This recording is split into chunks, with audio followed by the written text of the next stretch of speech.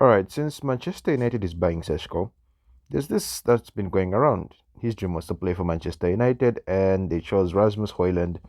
And it's a bit harsh, but then again, it's not as bad as people are making it out to be. Because yes, Hoyland was supposed to be the one that was, supposed to take us into the future, supposed to take us far, supposed to be the one to lead the line. But then again, it's a club problem because at the time we got him, he was very young, came from Italy. He had a lovely, wonderful UCL campaign. He had an amazing UCL campaign in that 23-24 season. He was banging in goals left, right, and center. And then he had his purple patch at a particular point in time. I think he scored in 6 consecutive games.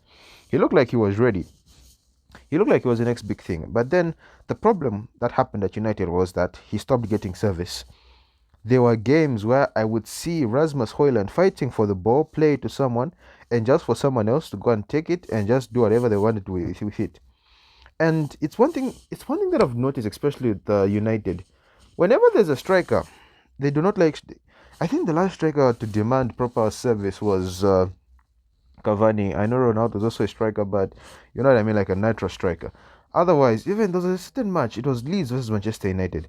When Veghorst was in the match, there was no service, but immediately Veghorst got subbed off and Rashford came on, they started putting in crosses for headers. So there's that bit, and then it's a club problem and player problem because the club did not properly prepare this man. I mean, he was young. You expected him to lead the line. Come on, you need to have someone senior above him. Because even when Ronaldo came, there was Ruud van Nistelrooy, and then later on came on other senior players that would help him. Not senior players, but players that were as good as him to help him.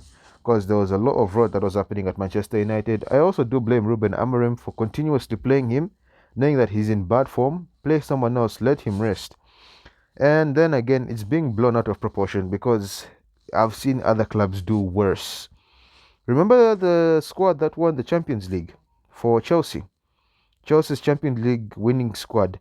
Look at 2 years later and then look at the difference in the players that are there. That's what happens. People come and people go. And I think the reason they've decided to get rid. No, okay, it's not confirmed if he's leaving, but I think the reason why the rumors have started fast, we've seen this with Martial. Started off well, but injuries and bad runs, bad form, and they eventually kept him for too long. I think they're trying to do the opposite with Rasmus Hoyland. I do feel there's a very good player in him. He just needs a proper senior striker to help him out. Otherwise, it's not that big of an issue. And if you're going to rebuild, you have to there's change, but there's still something I see in him.